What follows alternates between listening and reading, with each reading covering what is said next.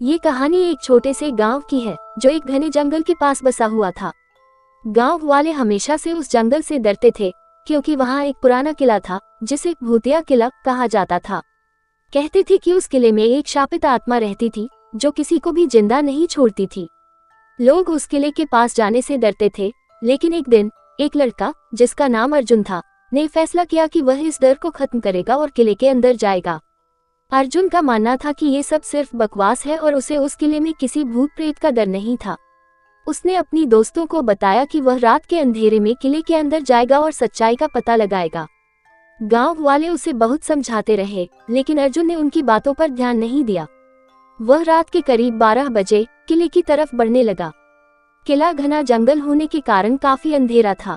जैसे ही अर्जुन किले के पास पहुंचा, उसे अंदर से एक अजीब सी सरसराहट सुनाई दी। उसका दिल तेजी से धड़कने लगा, लेकिन उसने डर को अपने अंदर दबा लिया और किले के अंदर कदम रखा।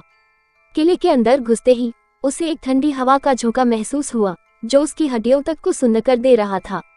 किले के अंदर सब कुछ शांत था, लेकिन अचानक एक खिड़की के पास से एक अजीब सी आवाज आई। अर्जुन ने दिल को समझाया और खिड़की की तरफ बढ़ा। जैसे ही उसने खिड़की खोली, उसने देखा कि वहां एक धुंधली सी आकृति खड़ी थी। वह आकृति धीरे धीरे अर्जुन की तरफ बढ़ने लगी। अर्जुन का चेहरा सफेद पड़ गया और उसका शरीर कांपने लगा। अर्जुन ने पीछे हटने की कोशिश की, लेकिन किले का दरवाजा बंद हो चुका था। वह हड़बड़ी में इधर उधर देखने लगा, लेकिन किले के हर कोने में वह आकृति दिखाई दे रही थी। अचानक उस आकृति ने अपना चेहरा दिखाया और अर्जुन की आंखों के सामने उसकी पूरी जिंदगी की सारी दुखद घटनाएं घटी। वह आत्मा जो कभी किले में जिंदा थी, उसकी मौत का बदला ले रही थी। अर्जुन की सांसें तेज हो गईं और उसे लगा जैसे उसकी जान निकलने वाली है। अचानक किले के अंदर एक भयंकर आंधी आए और अर्जुन को किले की दीवार से टकरा कर गिरा दिया।